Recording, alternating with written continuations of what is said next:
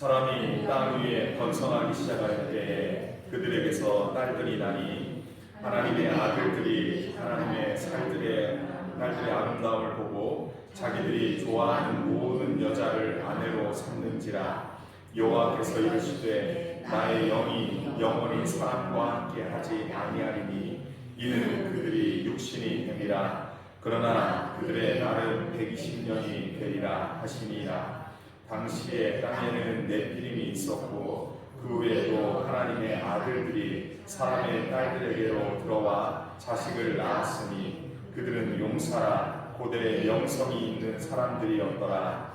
여호와께서 죄악이 세상에 가득함과 그의 마음으로 생각하는 모든 계획이 항상 악할 뿐임을 보시고 땅 위에 사람 지으셨음을 한탄하사 마음에 근심하시고 이르시되 내가 창조한 사람을 내가 지면에서 쓸어버리되 사람으로부터 가축과 기는 것과 공중의 새까지 그리하리니 이는 내가 그것들을 지었음을 한탄함이니라 하시니라. 그러나 노아는 여호와께 은혜를 입었더라. 아멘. 오늘 말씀해 보니까 하나님께서 사람 지으심을 어떻게 했다라고 표현하고 있어요? 오늘 6장 7절에 보면 땅 위에 사람 지으셨음을 뭐 했다? 한탄했다. 사실은 하나님께서 사람을 지으셨을 때 어떻게 했어요? 심히 기뻐하셨다. 심히 기뻐하셨습니다. 그런데 사람 지으셨음을 한탄한대. 사람 지으셨음을 한탄하는 하나님 이해됩니까? 모든 것이 완벽하고 완전하신 그분이 무엇인가를 지으신 다음에 후회하셨다는 것처럼 들리잖아요. 아유, 내가 그때 왜 그렇게 했을까라고 하는 그 인간들의 생각, 부족한 우리들의 생각, 부족한 우리들의 마음인 것 같잖아요. 하나님이 사람을 지었고 토부 너무 좋아하셨는데 심히 기뻐하셨는데 사람 지으셨음을 한탄했다. 조금 전에 우리가 찬양을 했어요. 하나님이 우리를 기뻐하시고 우리를 즐거워하신 그분이 한탄했다는 거예요. 나 때문에 한탄했다는 게 이해가 됩니까? 완전하신 하나님이, 후회가 없으신 하나님이, 근데 오늘 성경에 한탄하셨다. 이 부분을 놓고 오늘 우리는 뭔가 좀 생각해 봐야 합니다. 우리가 지난주에 말씀을 통하여서 창세기 1장 1절부터 2장 3절까지 하나님이 혼돈과 무질서 가운데 있는 혼돈 가운데 있는, 그리고 텅 빈 세상 가운데, 그리고 어둠으로 자욱한 그 상황 가운데 하나님이 빛이 있으라 하셔서 어둠을 몰아내시고 텅 빈 그 공간에 채우시며 질서를 세우시고 모든 것을 채워주셨습니다. 그리고 우리 인간들을 창조하시기 전에 인간들이 살 수 있는 공간들에 하나님이 모든 필요를 채워주셨습니다. 땅의 식물들을, 또 가축들을, 우리가 먹고 살만한 모든 필요를 채워주셨습니다. 궁창을 만드셔서 그곳에 해와 달과 별들을 놓으셔서 모든 시대와 모든 상황 가운데 질서를 잡아주시고 경계를 세워주시고 아름답게 하셨습니다. 우리 인간에게 이보다 더 좋을 수가 없을 정도로 필요를 채워주셨어요. 그런데 우리 창조된 인간들은 어떻게 살아갑니까? 여러분, 창세기 2장 4절 이하에 보면 특별히 하나님께서 사람을 창조하신, 특별히 6일째 사람을 창조하셨는데요, 6일째 창조하신 내용을 좀 더 세밀하게 보게 하십니다. 특별히 사람을 창조하실 때 하나님께서 어떻게 창조했냐면 2장 7절 말씀을 함께 읽겠습니다. 같이 읽겠습니다. 시작. 여호와 하나님이 땅의 흙으로 사람을 지으시고 생기를 그 코에 불어넣으시니 사람이 생명이 되니라. 하나님께서 6일째 되는 날 특별히 사람을 창조하셨는데요. 무엇으로 창조했어요? 흙으로. 흙으로 창조했어요. 사람이 죽으면 어디로 돌아간다고 그래요? 흙으로 돌아가요. 흙의 성분으로 티끌 같은 그 먼지 같은 우리를 흙으로 지으셨어요. 그러면 흙으로 사람을 지었으로 생명이 된 게 아니라 흙으로 사람을 지은 다음에 어떻게 했어요? 하나님이 숨을 불어넣으셨어요. 생기를 불어넣었어요. 그래서 사람 존재가 생명이 되었다. 다른 표현으로 생명이 되었다라고 말합니다. 사람은요, 하나님이 숨을 불어넣어 생명이 된 거예요. 따라서 사람은요, 하나님 없이는 살아갈 수가 없는 존재예요. 이렇게 우리는 하나님께서 창조하셨다라고 말합니다. 그리고 하나님이 심히 기뻐하셨다. 기뻐하셨어도요, 심히 기뻐했다라고 말해요.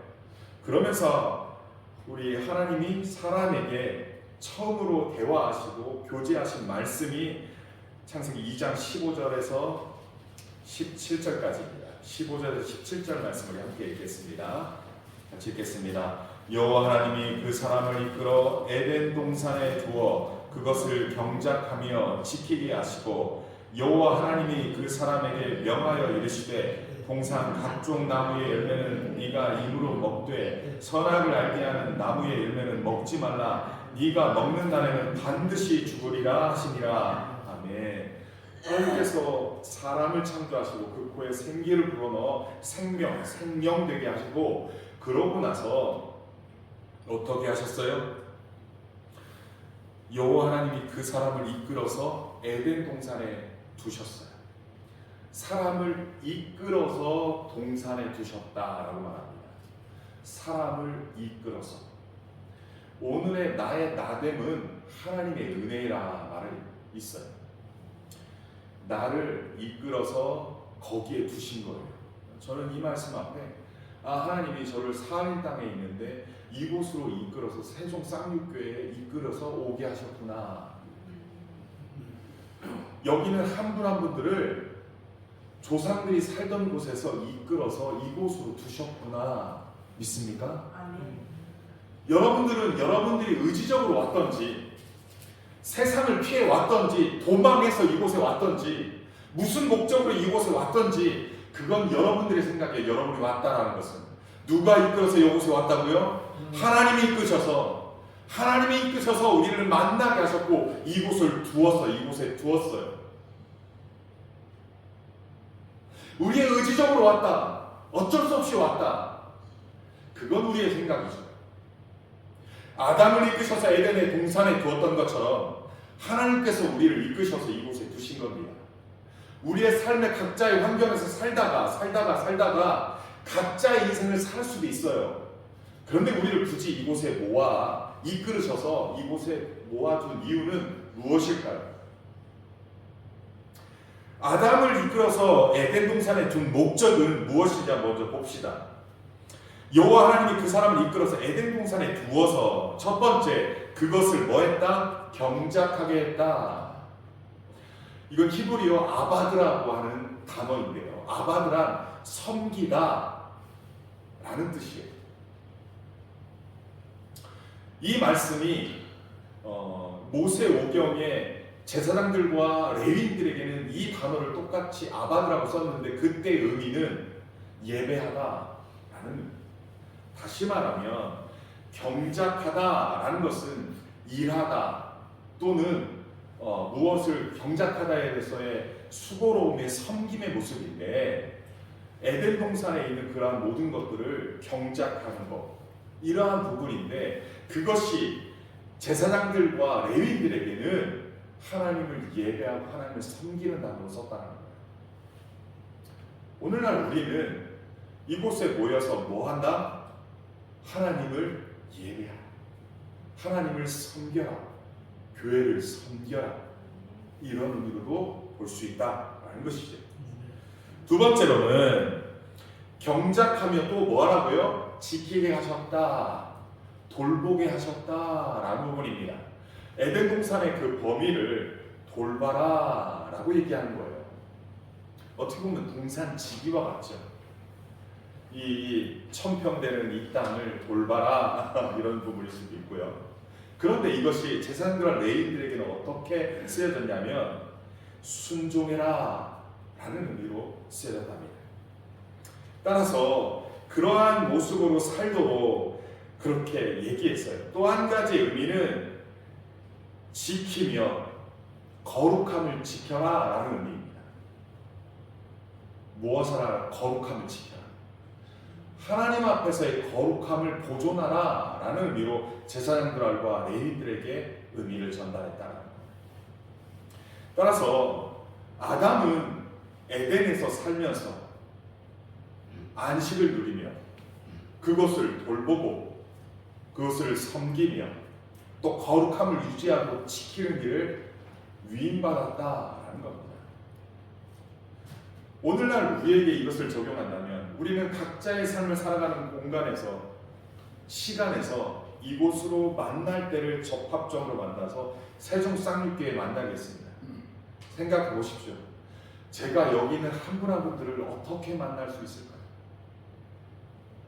작년만 해도 10월 29일 그 이전만 해도 저는 여러분들을 일도 몰랐어요. 누구를 알았겠어요? 어떤 인생을 살았으며 어떻게 살았으며 지금 어떻게 살고 있는지 제가 알기는 하겠어요. 그런데 희한하게 하나님께서 이끌으셔서 두신 거예요. 만나게 하신 거예요. 그래서 한 공동체를 이루게 하신 거예요. 그래서 하나님을 섬기며 공동체를 섬기며 교회를 섬기라고 말씀하신 거예요. 나아가 거룩함을 유지하도록 지키는 거예요. 거룩함을 유지하도록 보존케 하는 거예요. 그 사명을 지금 아담에게 주었고 오늘날 우리에게 주신 줄 믿습니다. 그렇게 했는데 그걸로 끝나지 않아요. 아담에게 그렇게 하라고 했는데 한 가지 또 있습니다. 뭡니까? 17절입니다. 아니 16절부터 나아가네요. 16절에 여호와 하나님이 그 사람에게 명하였다, 명령했다는 거예요. 이것은요, 명령은 우리가 반드시 해야 될, 아담이 반드시 해야 될 가장 중요한 것 중에 하나예요. 뭡니까? 첫 번째, 동산 각종 나무의 열매는 뭐하라? 네가 임의로 먹어라, 임의로 먹어라, 마음대로 먹어라 라는 거예요. 허락받고 먹는 게 아니에요. 그것은 우리에게 주신 혜택이에요. 맞죠? 우리가 임의로 마음대로 동산에 있는 열매들을 따 먹어라, 너희의 생명을 보존하겠으면 먹어라 라고 얘기합니다. 사실은 이 동산 나무의 중앙에는 두 가지의 나무 열매가 있어요. 첫 번째는 선악을 알게 하는 나무 열매가 있고요. 또 한 가지는 생명나무가 있어요. 생명나무. 그래서 이 생명나무의 열매를 먹으면 영원히 살 수 있는 거예요. 그리고 동산의 각종 나무 열매를 먹어라 라고 말하고 있어요. 그런데 17절에 보니까 이렇게 말합니다. 선악을 알게 하는 나무 열매는 뭐 하지 말라? 먹지 말라. 그것을 먹으면 어떻게 된다? 반드시 어떻게 된다? 죽는다. 그러니까 선악을 알게 하는 그 나무 열매만 먹지 말고 생명나무도 먹고 기타 다른 나무 열매도 먹고 너희가 임의대로 마음대로 먹어도 된다. 그것을 먹으면서 경작하고 지키며 그렇게 살면 된다라고 하나님께서 이끌어서 모아두셨어요. 그런데 아담이 어떻게 했습니까? 3장 말씀에 보면 3장 1절 말씀에 이런 말씀이 있습니다. 그런데 뱀은 여호와 하나님이 지으신 들짐승 중에 가장 강교하니라 하면서 뱀이 유혹을 하는데 누구를부터 유혹합니까? 아담을 먼저 유혹하지 않고 누구를 유혹해요? 하와를 유혹해요. 왜 하나님께서 아담에게 말씀하셨는데 사탄은 이 뱀이 사탄인데요. 사탄이 아담에게 유혹하지 않고 하와에게 유혹했을까요? 아담에게 있어서 가장 약점은 하와예요. 하와를 너무나 사랑해요. 너무 사랑하니까 이 사랑하는 사람이 말을 하나님이 사랑하시고 하와도 사랑하는데 이 아담은 어떤 것이 우선순위인지 갈팡질팡하는 그런 존재. 오늘날 우리 남자들이 그렇잖아요. 이게 쉽게 넘어갑니다. 힘은 여자보다 센데 왜 이렇게 여자에게 이렇게 약한지 모르겠어요. 네? 그러니까 하와가 그것을 아는지 사탄이 그것을 안지 알고 있는지 하와를 유혹해서 아담을 유혹하게 하는 것이죠. 그러면서 3장 1절에 보면 이런 말씀이 있습니다. 그런데 뱀은 여호와 하나님이 지으신 들짐승 중에 가장 강교하니라. 뱀이 여자에게 물어 이르되 뭐라고 그래요? 하나님이 참으로 너희에게 동산 모든 나무 열매는 먹지 말라 하시더냐? 하나님이 그렇게 말했어요? 안 말했어요? 임의대로 먹어라. 다 한 가지만 빼고 마음대로 먹어라라고 그랬지 동산의 모든 나무 열매를 먹지 말라 이렇게 말하지 않았어요. 근데 사탄이 희한하게 질문합니다. 하나님이 정말로 동산 모든 나무 열매를 먹지 말라 하시더냐? 사탄은요 희한하게 질문합니다. 또요. 그랬더니 여자가 대답을 합니다. 뭐라고 대답합니까? 동산 나무의 열매를 우리가 먹을 수 있으나 뭐예요? 3절 같이 읽겠습니다. 시작. 동산 중앙에 있는 나무 열매는 하나님의 말씀에 너희는 먹지도 말고 만지지도 말라 너희가 죽을까 하노라 하셨느니라. 이 하와의 말이 맞아요? 틀려요? 우리가 16절에 17절에 2장 16, 17절에 뭐라고 했냐면 여호와 하나님이 그 사람이 명령하여 이르되 동산 각종 나무의 열매는 네가 마음대로 먹되 선악을 알게 하는 나무 열매를 먹지 말라. 네가 먹는 날에는 뭐한다? 반드시 죽는다 했어요. 그런데 사탄이 어떻게 질문하냐면 하나님 참으로 너희에게 동산 모든 나무 열매를 먹지 말라 하시더냐? 먹으라고 했는데 선악을 알게 하는 나무는 먹지 말고 그렇게 대답하면 되잖아요. 그런데 어떻게 대답합니까? 동산 중앙에 있는 나무의 열매는 하나님의 말씀에 너희는 먹지도 말고 만지지도 말라 너희가 죽을까 하노라. 이게 과장된 말씀이에요. 하와는 과장되게 말합니다. 먹지 말라고 했어요? 아니 먹지만 말라. 동산 중앙에 있는 나무는 먹지 말라라고 얘기를 했는데 만지지도 말라고 했어요? 그 말은 안 하셨어요. 하와가 과장한 거예요. 그리고 너희는 반드시 죽을까라고 했는데 너희는 반드시 죽을 것이라고 했는데 너희가 죽을까? 죽을지 안 죽을지 모르겠다 이렇게 말씀했어요? 왜 하나님의 말씀을 더하거나 빼는 거예요? 여러분 하나님은요 분명하게 말씀하셨어요. 명하셨어요. 동산의 나무들 열매는 네가 마음대로 따먹되 동산 중앙에 있는 선악을 알게 하는 나무 그가 하나만 먹지 마라. 그것을 먹으면 반드시 죽는다. 그렇다면 왜 선악과를 만들어서 사람을 유혹하게 합니까? 그럴 수 있잖아요. 왜 그랬을까요? 왜 선악을 알게 하는 나무를 만드셔서 굳이 그것을 먹을까 말까 고민하게 만들고 뱀 같은 간교한 그에게 유혹당하게 만들었을까요? 왜 하나님은? 왜요? 왜? 그것은요 하나님께서는 우리 인간에게 경계를 주셨습니다. 경계를 두어서 하나님을 의지하며 의존하며 살도록 창조된 거예요. 네가 사람이고 내가 너에게 대리통치 모든 피조물들을 대신해서 통치하도록 권한은 줬지만 그렇지만 네가 반드시 알아야 할 것은 너는 피조물이야. 하나님과 교제하며 관계 안에서 그 하나님의 뜻으로 주어진 모든 것들을 대리통치하는 거야. 그리고 네가 넘어서는 안 되는 선이 있는 거야.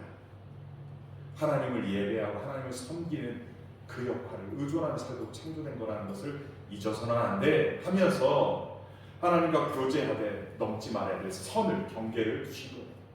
하나님을 우리가 섬긴다고 하나님을 믿는다고 하지만 우리는 내 입장에서 하나님을 섬기고 내 입장에서 하나님을 믿으면 그것은 내 입장일 뿐이라고요. 하나님이 기뻐하시는 것이 무엇인지를 알고 하나님이 기뻐하심으로 섬겨야 진짜 하나님이 기뻐하시는 거 아닐까요? 우리 사람도요 내 입장에서 내가 좋아하는 걸 섬겨야지. 받아야지 좋은 거지. 전 그래서 지금도 가끔 놀라요. 우리 아내에게. 우리 아내는 정말 이게 싫어하는 거구나. 정말 이게 좋아하는 거구나를 지금도 알아가요. 어쩌면 평생 알아야 할지 몰라요. 그렇다면요, 우리는요, 하나님이 기뻐하시는 거대로 신앙생활하는 것이 하나님 기쁨이라는 걸 이해해야 된단 말이에요. 하나님이 싫어하는 것을 내 입장에서 이거 하나님 무조건 좋아할 거야, 이렇게 섬겨갖고는 하나님 기쁨이 안 된다고요. 하나님께서 분명히 말씀하십니다. 이러면 안 돼 라는 걸 성경이 기록한 거예요. 내가 이런 걸 기뻐해 라는 걸 성경이 기록한 거예요. 따라서 성경의 말씀대로 하나님을 섬기는 거고, 성경의 말씀대로 하나님을 예배할 때 하나님이 기쁨인 거예요. 그래서 우리가 드리는 예배를 기뻐 받으시는 것이, 내 방식대로 예배한다고 막 이곳에서 막 제사하고 피 뿌리고 이렇게 하면 하나님 싫어합니다. 내 방식대로 예배하는 게 아니라 하나님 기뻐하시는 방법대로 하나님을 예배하는 것. 그러한 예배가 우리 가운데 있기를 소원합니다. 아담은 그렇게 하지 못했고 하와도 그렇게 하지 못했던 거예요. 그래가지고 어떻게 됐어요? 결국은요, 그들이 반드시 죽는다는 말씀에 죽는 사람으로 전락합니다. 사탄의 유혹, 너희가 결코 죽지 아니라, 4절 말씀에요, 뱀이 여자에게 이르되 너희가 결코 죽지 아니하리라. 이거 완벽한 거짓말이에요. 처음에는 살짝 꼬셨어요. 그러다가 결정적으로 한 방울 먹입니다. 진리를 거부하고 거짓을 진리라고 선포합니다. 반드시 죽는다, 선악을 알게 하는 나무 열매를 먹으면 반드시 죽는다고 하는 그 진리를 거부하게 하고, 죽지 않는다고 하는 거짓을 진리로 믿게 합니다. 그래서 어떻게 합니까? 5절입니다. 너희가 그것을 먹는 날에는 너희 눈이 밝아져 뭐같이 된다? 하나님같이 된다. 이게 결정적인 이유예요. 사탄은요, 우리에게 유혹합니다. 너 하나님같이 될 수 있어. 너 하나님같이 될 수 있어. 너 하나님 같은 존재가 될 수 있어라고 거짓을 말합니다. 그런데요, 하나님께서 경계를 세운 이유가 뭐예요? 우리는 결코 하나님같이 될 수가 없어요. 하나님께서 우리를 양자 삼는 일은 있어요. 예수 그리스도를 통하여서 하나님을 아버지로 부를 수 있는 자격을 주어진 거예요. 하지만 우리가 하나님같이 된다라는 논리는 없어요. 그런데 유혹합니다. 네가 왕이야. 네가 신이 될 수 있어. 그러면서 우리 마음대로 세상을 살아가도록 해. 하나님을 의존하며 살도록 창조된 존재, 하나님을 의지하며 살도록 창조된 존재인데, 하나님을 더 이상 의지하지 않고 하나님을 더 이상 의존하지 않도록 너희는 될 수 있어, 그런 존재가 될 수 있어 하는 사탄이 유혹하는 거예요. 야, 하나님 없이 살 수 있어. 네 마음대로 살 수 있어. 네가 세상의 왕이야. 이렇게 유혹하는 거예요. 아니요, 우리는 처음부터 그렇게 창조되지 않았어요. 하나님께 위임 통치받은 대리 통치자인 건 맞아요. 하지만 우리가 하나님처럼 된다는 것은 사탄의 새빨간 거짓말이에요. 이거 넘어가서는 안 돼요. 따라서 우리의 방식대로 살아가는 게 아니라 하나님의 말씀대로 살아가는 거예요. 우리의 뜻대로 살아가는 게 아니라 하나님의 말씀대로 살아가는 거예요. 하나님을 의존하며 무엇이 우리가 살아가야 될 방법인지, 어떻게 사람이 살아가야 되는 존재인지를 알고 말씀을 따라서 말씀대로 살아가는 게 우리 인간이라고요. 사탄은 우리에게 거짓말합니다. 우리가 신처럼 될 것이라고, 하나님처럼 될 것이라고 거짓말하고 있습니다. 그런데 그것은 새빨간 거짓말입니다. 사탄은 거짓의 아비입니다. 우리를 유혹해서 멸망된 길로 나아가게 만드는 자입니다. 그 유혹에 넘어가서는 안 됩니다. 결국은 하와는 자기도 먹고 자기 남편에게도 먹여줍니다. 그래서 결국 그들은 타락하고 맙니다. 에덴 동산에서 쫓겨나고 맙니다. 그런데 놀라운 일이 벌어집니다. 이 아담과 하와가 그런 일이 있으면 서로 니 탓이야 할 수 있잖아요. 그죠? 실제적으로 야 아담, 너 왜 내가 먹지 말라고 하는 선악을 알게 하는 나무 먹었어? 그러니까 뭐 했어요? 하나님이 내게 보내주신 그 여자가 나에게 먹으라고 해서 먹었습니다. 누구 탓했어요? 아내 탓했어요. 그래, 하와야, 너는 왜 그렇게 했어? 그랬더니 아니, 뱀이 나를 유혹해서 먹게 됐습니다. 그럼 서로 누구 탓. 사실은요, 하나님 내 탓입니다. 하나님이 내가 그렇게 하지 말라고 한 거, 하나님이 그렇게 하지 말라고 했던 거, 내가 유혹에 넘어갔습니다. 내가 하나님의 말씀 듣고 아내의 말을 듣고 내가 분별하여서 하나님 말씀대로 아내한테 그렇게 하면 안 돼라고 고쳤으면, 그렇게 하나님의 말씀을 그렇게 하면 안 된다라고 말씀 들었다고 그렇게 하지 말라고 했다면 정정했을 것이고 하와도 죄에 빠지지 않았을 것이고 그랬을 것인데, 내가 하나님의 말씀보다 아내의 말을 더 중하게 들었고 더 귀하게 들었고 하나님의 말씀보다 사람의 말을 더 진리처럼 들은 내가 잘못했습니다라고 회개하면 될 것을 하나님이 내게 주신 아내, 하나님이 내게 주신, 그래서 이 탓을 누구 탓으로 해요? 아내의 탓과 또 하나님 탓으로 돌리는 거예요. 이 남자가 좀 비겁해요, 그죠? 아담이.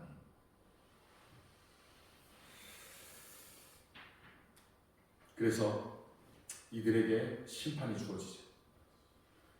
근데 그것으로 헤어질 것 같은 부부가 4장 1절에 보면 뭐라고 말합니까? 같이 한번 읽겠습니다. 시작.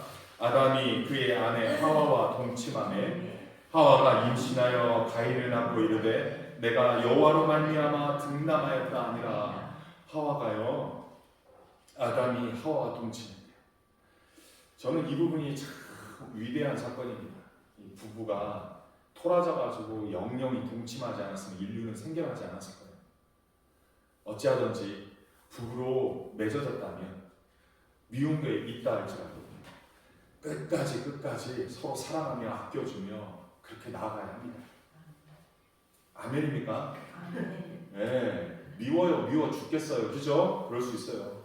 우리 아내가 저 항상 사랑하진 않을 거예요. 네? 여러분 남편과 아내들도 그럴 수 있어요. 하지만 그것이 서로 용납하고 부부로 맺어준 거예요. 그래서 득남하게 됐고 가인과 아벨을 낳았어요. 근데 이 가인이 어땠습니까? 이 가인은 농사짓는 자였어요. 그래서 그것으로 하나님께 제사드렸어요. 아벨은 목축업을 이제 양을 키우고 또 목축업을 했어요. 그래서 각각 하나님께 제사를 드렸어요.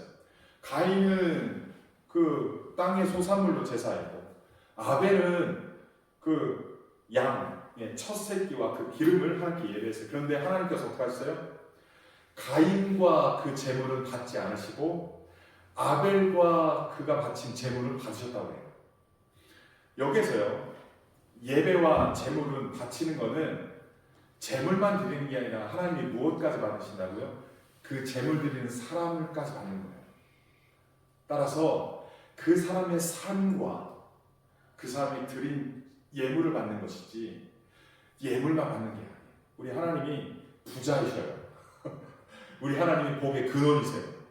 돈 없어서 우리한테 소위 한 푼씩 걷어들여서 먹고 사시는 분이 아니에요. 사람들 뭐 죽어서 뭐 제사할 때 뭐 노잣돈도 준다고 하는데 그런 거 없으셔도 우리 하나님은 살아가는 데 지장 없어요. 다만 그 사람의 마음을 보는 거예요. 그 사람을 보는 거예요. 따라서 제사와 예물은 우리까지 드리는 거예요. 우리의 삶을. 그런데 가인의 삶을 보니까 그러한 삶이 아닌 거예요. 그의 삶을 받을 만한 삶이 아닌 거예요. 근데 아벨은요, 그의 삶을 보니까 그의 말과 그의 행실과 삶의 모습이 이게 드리는 모습이 정성을 다하는구나, 하나님을 의식하고 의존하고 살아가는구나, 이렇게 본 거예요. 그래서 받으신 거예요. 그런데 가인이 어떻게 했습니까? 5절입니다. 우리 5절 말씀 같이 한번 읽겠습니다. 시작. 가인과 그의 제물은 받지 아니하신지라 가인이 몹시 분하여 안색이 변하니. 6절. 여호와께서 가인에게 이르시되 네가 분하여 하면 어찌 됨이며 안색이 변하면 어찌 됨이냐. 그렇게 말씀합니다. 야, 네가 분하면 어찌 됨이냐. 그러면서 7절 말합니다. 네가 선을 행하면 어찌 낯을 들지 못하겠느냐. 선을 행하지 않았다. 일상의 삶에 악을 행했다. 죄를 지었다. 그러니까 죄를 짓는 자의 예우를 받지 않으신 거예요. 그러면서 말씀하시기를 선을 행하지 아니하면 죄가 문 앞에 늘 기다리고 있다. 너를 끌어안으려고. 표현이 죄가 너를 원하나, 이 원하다의 뜻이 원어적인 의미 이런 뜻이에요. 이렇게 포옹하다예요. 포옹하다.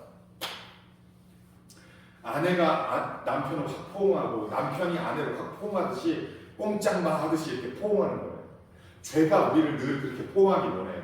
그래서 죄의 놀이감으로 완전히 놀이개로 살기를 원해요. 죄는 그 죄는 늘 그렇게 하는 거예요. 죄가 너를 그렇게 늘 포옹하려고, 늘 그렇게 안으려고 하지만 너는 죄를 다스려라. 그렇게 얘기를 합니다. 그런데 가인이 그 죄를 다스렸을까요? 못 다스렸을까요? 8절 말씀 같이 읽겠습니다. 시작. 가인이 그의 아우 아벨에게 말하고 그들이 들에 있을 때 가인이 그의 아우 아벨을 쳐 죽이니라. 그 죄가 안아가지고 꽉 끌어안아서 맘대로 조종해서 결국 가인이 어떻게 했다고요? 아벨을 쳐 죽였어요. 인류 최초의 살인은 형제간에서 벌어진 거예요. 원수간에서 벌어진 게 아니에요. 인류 최초의 살인은 형제간의 관계에서 살인이에요. 그것도 무엇 때문에요? 죄의 노림께 전락해서. 오늘 우리도 일상의 삶을 살아갑니다. 끊임없이 죄는 우리를 유혹합니다. 끊임없이 죄는 우리에게 유혹합니다. 우리에게 가장 약한 것을 잘 알아요. 우리의 가장 약한 점을 잘 알아서 그것을 헤집고 들어와서, 여자에게 약한 사람은 여자를 통하여서, 또 먹는 거에 약한 사람은 먹는 걸 통하여서, 또는 물질에 약한 것은 물질에 통하여서 우리를 끊임없이 죄로 넘어뜨리게 합니다. 탐욕과 유혹과 온갖 관계를 통하여서 우리를 유혹하여 넘어뜨리게 합니다. 죄는 끊임없이 우리를 원합니다. 끌어안으려고 합니다. 하나님 분명히 말씀합니다. 죄가 없다, 죄는 너희들 가운데 멀리 떠났다라고 말하지 않아요. 죄는 늘 네 문 앞에서 기다리고 있어요. 아닙니까? 우리의 생각으로 짓는 죄, 눈으로 짓는 죄, 말로 짓는 죄, 손으로 짓는 죄, 발로 짓는 죄가 다 그 안에 있어요. 결국 가인은 아벨을 쳐 죽입니다. 하나님께서 가인에게 찾아와서 야, 네 아우 아벨 어디 있냐고 합니다. 그랬더니 가인이 뭐라 그래요? 아니, 내가 아우 아벨을 지키는 자입니까? 난 모릅니다. 내가 지키는 자입니까? 라고 얘기를 해요. 사실은 지키는 자여야 돼요. 공동체는 그래서 묶어준 거예요. 공동체는 그렇게 해서 묶어준 거예요. 우리 세종 쌍육계로 묶어준 것은 우리가 서로를 지키기 위함이에요. 죄악으로 빠지지 않도록 지키는 거예요. 타락한 곳으로 가지 않도록 지키는 거예요. 멸망길로 가지 않도록 지키는 거예요. 우리의 역할인 거예요. 그렇게 지키라고 하고, 결국은요, 하나님이 이미 아십니다. 그래서 뭐라고 말합니까? 11절입니다. 땅이 그 이불을 벌려 네 손에서부터 네 아우의 피를 받았은지 네가 땅에서 저주를 받으리라. 땅이 더 이상 효력을 발생하지 못한다라고 12절에 얘기합니다. 네가 밭을 갈아도 땅이 다시는 그 효력을 내게 주지 아니할 것이요 너는 땅에서 피하며 유리하는 자가 되리라. 하나님께서 가인에게 준 벌이의 심판이에요. 그런데 가인이 뭐라고 말합니까? 13절에 여호와께 아뢰되 내 죄벌이 지기가 너무 무겁다. 무겁다라고 말을 합니다. 하나님께서 그 죄지은 가인의 이 요구사항을 어떻게 합니까? 받아줍니다. 그래서 지면에서 쫓아 유리방랑하는 자가 되지만 가인이 네가 다른 이들에게 죽임당하지 않도록 뭐 한다고요? 표를 주사 그를 만나는 모든 사람에게서 죽임을 만나게 하겠다라고 말합니다. 그래서 가인을 지키는 자가 됩니다. 그런데 그것으로 끝나지 않습니다. 이 또 다른 모습이 나타나는데 16절이야. 가인의 자손들은 어떻습니까? 가인이 여호와 앞에서 떠나 에덴 동쪽 놋 땅에 거주할 때 아내와 함께 동침하여 에녹을 낳고, 또 이후에 19절에 이런 표현이 있습니다. 그 후손 중에 라멕이 있는데 19절 19절부터 22절까지 읽겠습니다. 같이 읽겠습니다. 시작. 라멕이 두 아내를 맞이하였으니 하나의 이름은 아다요 하나의 이름은 실라였더라. 아다는 야말을 낳았으니 그는 장막에 거주하며 가축을 치는 자의 조상이 되었고 그의 아우의 이름은 유발이니 그는 수금과 충소를 잡는 모든 자의 조상이 되었으며 실라는 두발가인을 낳았으니 그는 구리와 쇠로 여러 가지 기구를 만드는 자요 두발가인의 누이는 나아마였더라. 라멕이 아내들에게 이르되 아다여 실라여 내 목소리를 들으라. 라멕의 아내들이여 내 말을 들으라. 나의 상처로 말미암아 내가 사람을 죽였고 나의 상함으로 말미암아 소년을 죽였도다. 가인을 위하여는 벌이 7배일진데 라멕을 위하여는 벌이 77배이로다 하였더라. 이 내용을 보면 가인이 범죄를 했어요. 아담도 범죄를 했어요. 그 다음에 라멕의 범죄를 지금 보는 겁니다. 하나님의 후회를 부르는 세상의 타락 세 번째 모습인데 어떤 모습이냐면 이 라멕이라는 존재는요 아내를 2명이나 얻습니다. 그리고 그들에게 말을 하는데 특별히요 23절 때 보면 아다와 실라여 내 목소리를 들으라. 라멕의 아내들여 내 말을 들으라. 나의 상처로 말미암아 내가 사람을 죽였다. 라멕이 무엇 때문에 사람을 죽였다 그래요? 인류 최초의 살린 가인 형제간의 사랑이라면 두 번째 사망이라면 두 번째는 뭐예요? 소년을 죽였는데 뭐 때문에 소년을 죽였어요? 나의 상처. 내가 그 소년에게 받은 상처 때문에 죽였다는 거예요. 아니 상처가 다쳤으면 싸매고 하면 되잖아요. 사람을 죽일 정도는 아니잖아요. 근데 죽입니다. 그러면서 자랑을 합니다. 내 목소리를 들으라, 내 말을 들으라 하면서 그렇게 말합니다. 그래서 또 24절에는 가인을 위하여는 벌이 7배인데 라멕을 위하여는 벌이 몇 배라고요? 77배. 이게 누가 말한 거예요? 하나님이 말씀했어요? 하나님이 가인에게는 벌이 7배라고 얘기를 했어요. 가인 너를 죽이면 벌이 7배다. 그런데 이 말을 누가 얘기했어요? 하나님이 말씀하지 않았어요. 누가 말한 거예요?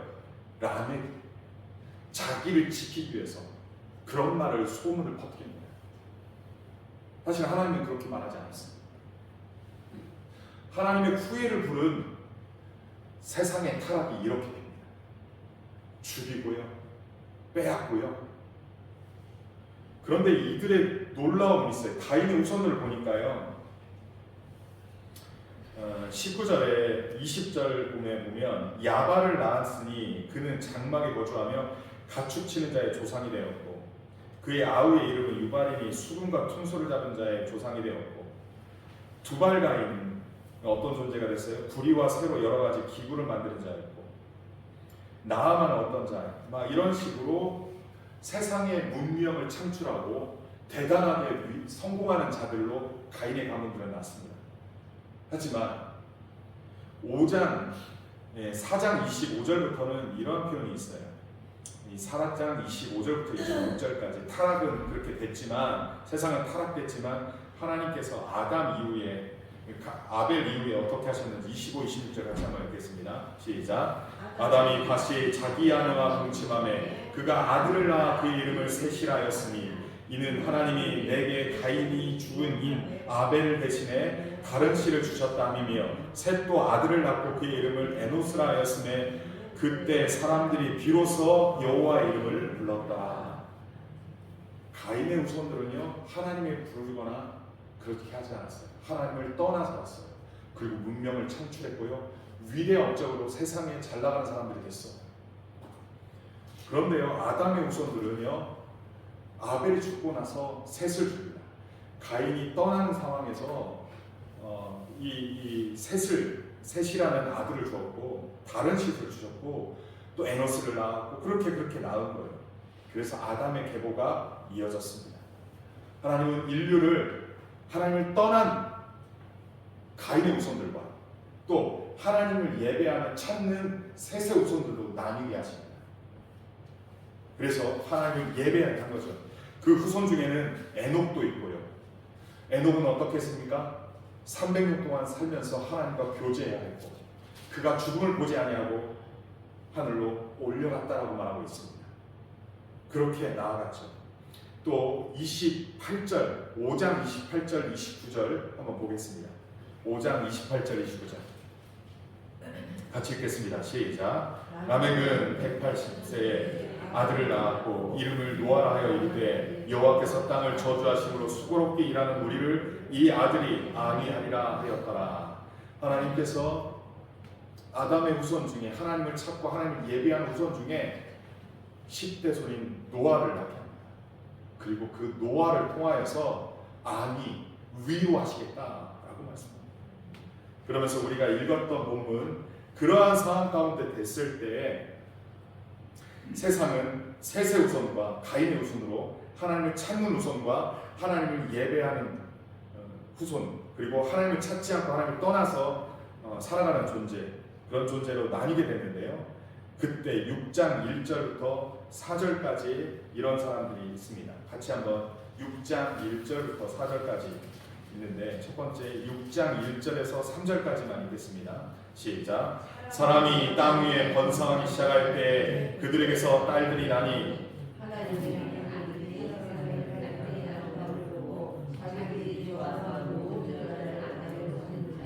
여호와께서 이르시되 나의 영이 영원히 사람과 함께하지 아니하리니 이는 그들이 육신이 됨이라 그러나 그들의 날은 120년이 되리라 하시니라. 이걸 보십시다.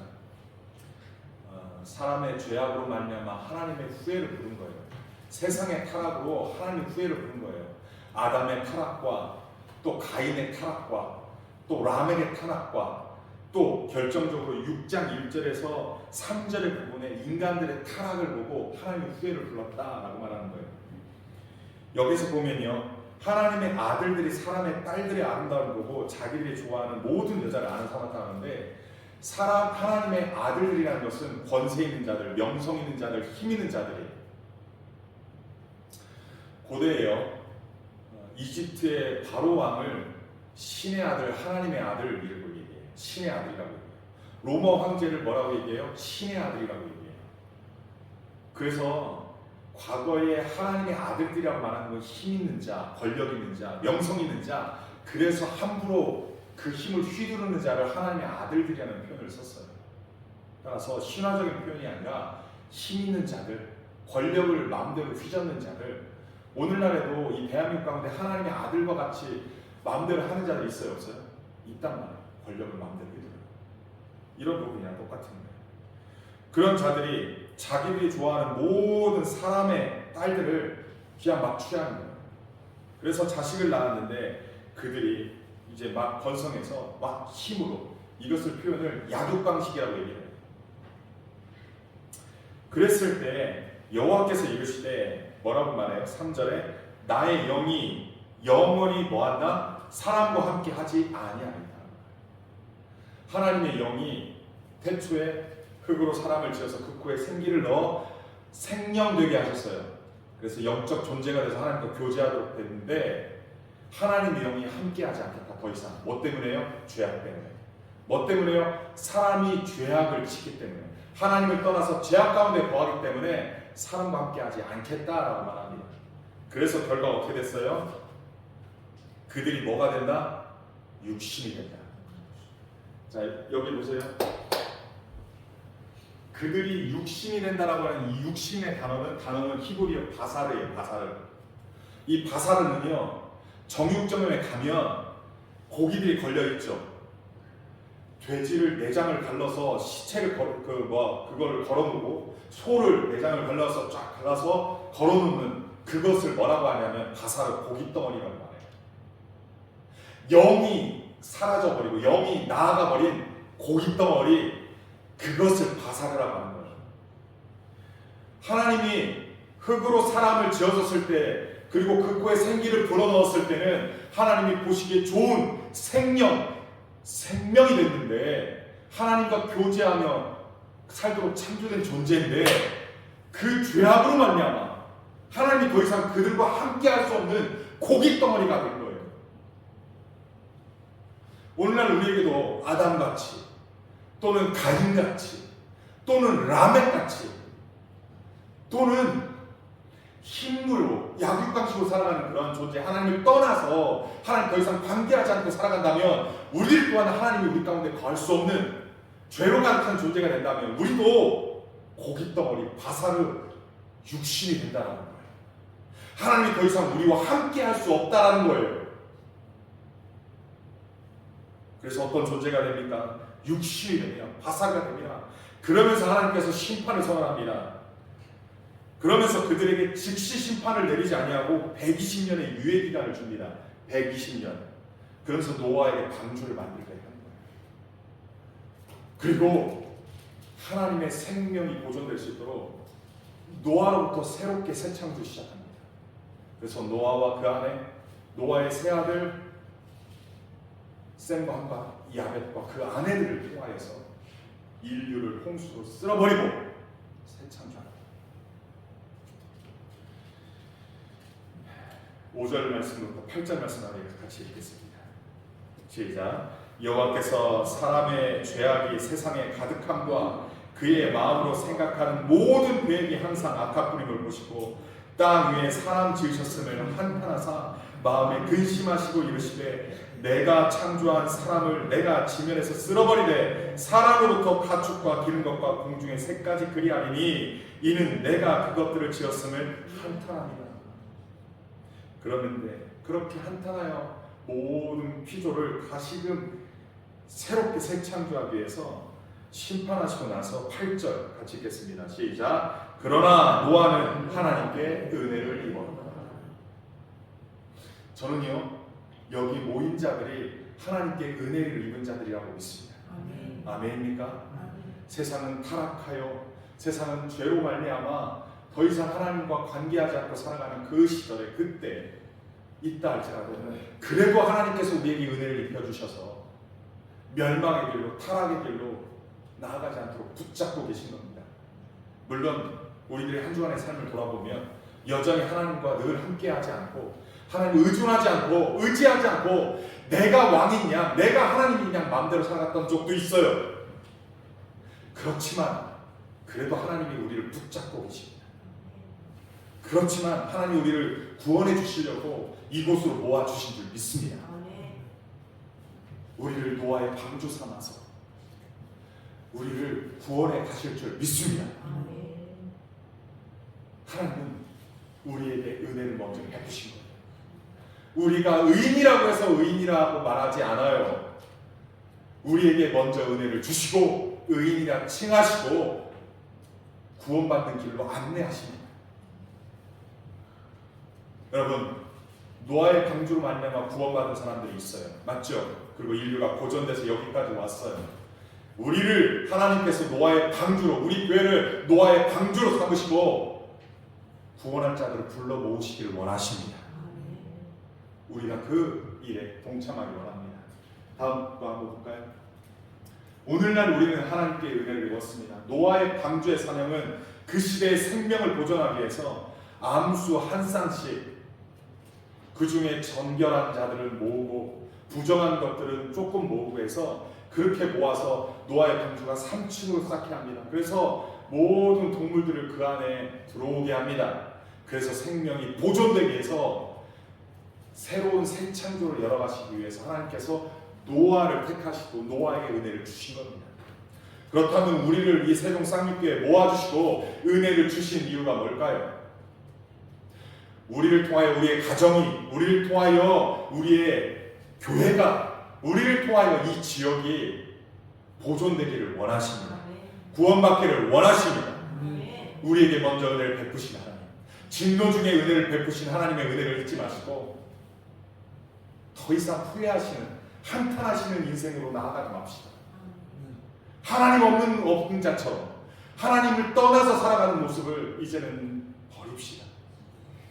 아담처럼, 가인처럼, 라멕처럼 그렇게 살아왔던 거 이제는 다 하나님 앞에 회개하시고 노아의 사명을 기억하시고 우리에게 은혜를 베푸신 하나님의 은혜를 기억하시고 우리 교회의 사명, 여러분에게 은혜를 주신 그 사명으로 나아가시는 저와 여러분 되기를 주님의 이름으로 축원합니다. 전능하신 아버지 하나님, 하나님의 말씀을 통하여서 인류의 선배들, 신앙의 선배들을 통하여 우리에게 교훈하시는 이 말씀을 우리가 가볍게 듣지 않기를 원합니다. 하나님이 세상을 지으셨음을 한탄했던 것이 두 번 다시 반복되지 않기를 원합니다. 아멘. 주님이 오셨을 때 잘했다, 착하고 충성된 종아 라고 칭찬받는 우리가 되게 인도하여 주옵소서. 아버지 하나님, 이제 하나님이 기뻐하시는 대로 신앙생활 하기를 원합니다.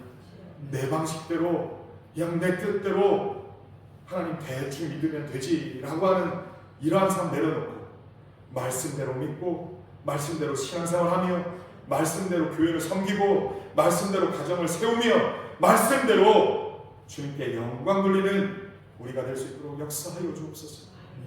우리가 노아처럼 은혜 입은 자인 것을 믿습니다. 그 은혜를 까먹지 않게 하시고 그 은혜 가운데 거하는 우리 세종 쌍육교회 우리 각 사람 되게 하여 주시옵소서. 그렇게 행하실 주님을 찬양 감사드리며 예수님의 이름으로 기도하옵나이다. 아멘.